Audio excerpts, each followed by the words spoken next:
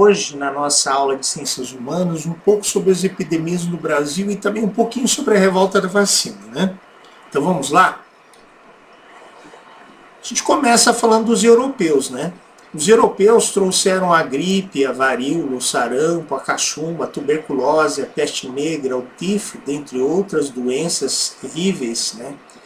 Estudos indicam que mais de 90% da população indígena tenha morrido após os primeiros contatos com os europeus em razão dos contágios dessas doenças. Muitas dessas doenças chegavam nos navios, nas péssimas condições de viagem, né?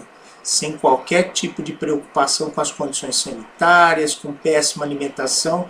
Então essas pessoas já chegavam doentes aqui e essas doenças chegavam junto e acabavam se proliferando, né? Principalmente entre os indígenas, mesmo com eles tendo hábitos que os europeus não tinham, como, por exemplo, o hábito constante de tomar banho, como a gente vê aí nessa imagem, né, que retrata um pouco desses hábitos indígenas. Mesmo com esse hábito, que hoje a gente sabe da importância do banho, e principalmente de lavar as mãos, eles acabaram sendo acometidos de muitas dessas doenças e acabaram exterminados, né? Durante todo o período colonial, Portugal não se preocupou com a melhoria da saúde pública no Brasil, sendo que somente em 1808, com a chegada da família real portuguesa, foram criadas as escolas de medicina do Rio de Janeiro e de Salvador. Na maioria das vezes, as pessoas se tratavam com curandeiros, com barbeiros, com outras pessoas que conheciam um pouco da medicina natural, às vezes da medicina indígena, às vezes algumas práticas trazidas da África, né? E que se resumiu muitas vezes nas sangrias, como a gente vê, né, esse rapaz fazendo aí, né, esse escravo fazendo, né? Ou através das sanguessugas que eram colocadas na pele, sobre a pele, né, do doente para extrair o sangue, ou mesmo fazendo cortes, como a gente vê aí, né, esse corte que está sendo feito lá, a navalha. Não é à toa que essas pessoas também eram chamadas de barbeiros, né? Barbeiro tanto cortava o cabelo como também fazia essas sangrias. O Brasil chega ao início do século XX com graves problemas de saúde pública, precárias condições sanitárias dos centros urbanos e diversos surtos epidêmicos. Então era comum ter todas essas doenças juntas, né, atuando, principalmente no Rio de Janeiro, que era então a capital e que era o ponto de entrada de muitos navios e de muitos estrangeiros.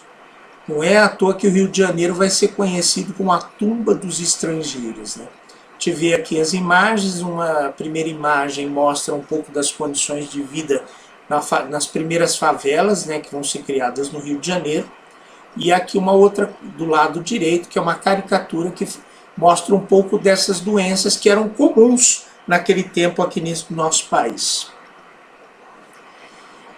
E aí vem a ideia da saúde e higiene pública. O higienismo, como a gente pode resumir, né, surgiu entre os séculos XIX e XX, quando médicos e sanitaristas refletiam sobre sucessivas ocorrências de surtos epidêmicos de algumas doenças, como por exemplo a febre amarela, tifo, varíola e tuberculose, que vinham e voltavam, né, acometiam muitas vítimas, depois passava um tempo, aí elas voltavam novamente, então por isso que a gente fala surtos, né? Aqui a gente vê uma caricatura de 1904, desculpem, que mostra um pouco dessas ideias higienistas, né? Tá lá o título lá do jornal, lá, uma limpeza indispensável, né? Lá, a higiene vai limpar o morro da favela ao lado da estrada de ferro central. Por isso intimou os moradores a mudarem em 10 dias. Aí a gente vê, né, o Oswaldo Cruz, que aparece do lado direito da imagem, aí com um pente escrito Delegacia de Higiene, não é à toa que se usa o termo delegacia, que tinha um poder de realmente fazer valer as suas decisões, né, um poder de lei, de inclusive tirar essas pessoas desses lugares. Eles acreditavam que esses lugares eram antros de doenças e que isso favorecia que elas se espalhassem pela essa cidade. Por isso a ideia de fazer essa higienização, né? Junto com isso vem a reforma Pereira Passos, né? Pereira Passos era prefeito do Rio de Janeiro, que nomeou o médico Oswaldo Cruz para a Diretoria Geral de Saúde Pública em 1903, incumbindo de uma campanha de saneamento da cidade, que visava erradicar a febre amarela, a peste bubônica e a varíola, né? Então Oswaldo Cruz recebeu essa missão, né?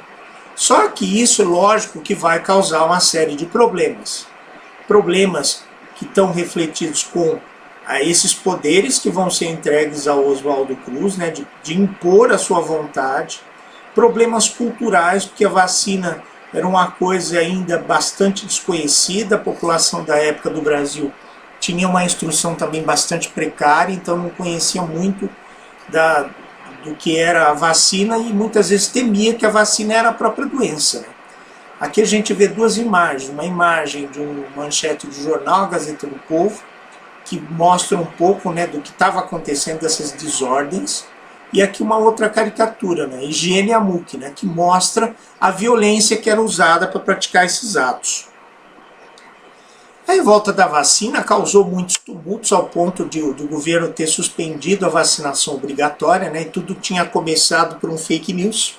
Tinha saído uma notícia no jornal de que o governo ia exigir de todos os cidadãos uma caderneta de vacinação e que só poderia arrumar emprego, passaporte ou matricular crianças na escola pública se tivesse a vacina. O que ocorre hoje, né? A gente vê isso ocorrendo hoje. Mas naquela época era um escândalo. Muitos políticos se levantaram contra isso, diziam que era uma violação dos direitos, né? Em 1904, por conta de todos esses tumultos, a vacinação foi suspensa. Mas em 1908, a varíola volta com toda a força no Rio de Janeiro, e aí já mais esclarecidos, mais acalmadas as coisas, né, já não tinham tantos problemas como tinha em 1904, as pessoas acabaram aceitando a vacinação. A gente está vendo aqui uma imagem, não é uma imagem do Rio de Janeiro, mas é uma imagem de São Paulo, Instituto Vaciogênico, né? E esse é Emílio Ribas, que está vacinando essa criança contra a varíola.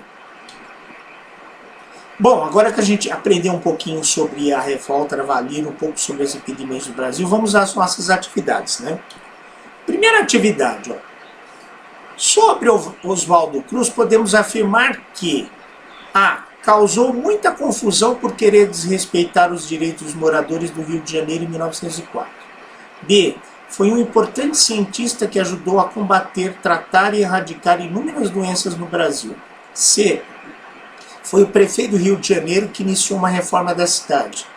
D. Liderou o movimento contra a vacina no Rio de Janeiro em 1904.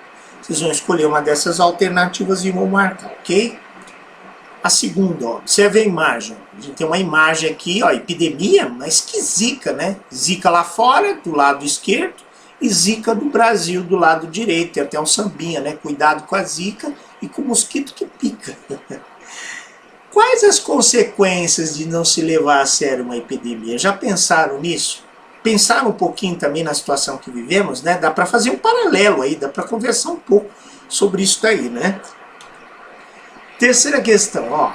De que forma o ódio e a desinformação podem atrapalhar no combate às epidemias? Em 1904 tem lá aqueles outros problemas, né? Como eu falei, problemas econômicos, e isso gerou essa revolta e isso acabou atrapalhando um pouco. Tanto é que em 1908 a varíola voltou. E aí as pessoas tiveram que se vacinar. Pensando também, tanto no passado como nos dias de hoje, pensar um pouquinho sobre isso também, né? Muitas vezes as pessoas vão ser levadas por esse ódio, pelas suas opiniões, e isso acaba atrapalhando um pouquinho, né? De que forma que isso pode atrapalhar? Então vamos pensar um pouquinho sobre isso. E por fim, como sempre, a gente sempre deixa algumas dicas, né, para aprender mais. Do lado esquerdo a gente deixou a dica de um pequeno vídeo, né, que está disponível no YouTube, que conta um pouco da história do Oswaldo Cruz e que vai falar um pouquinho mais também da revolta da vacina. E do lado direito, a gente tem aí uma dica de visita virtual, já que a gente não pode estar viajando nem saindo de casa, né? Que é uma visita virtual ao Castelo de Manguinhos, onde fica a Fundação Oswaldo Cruz.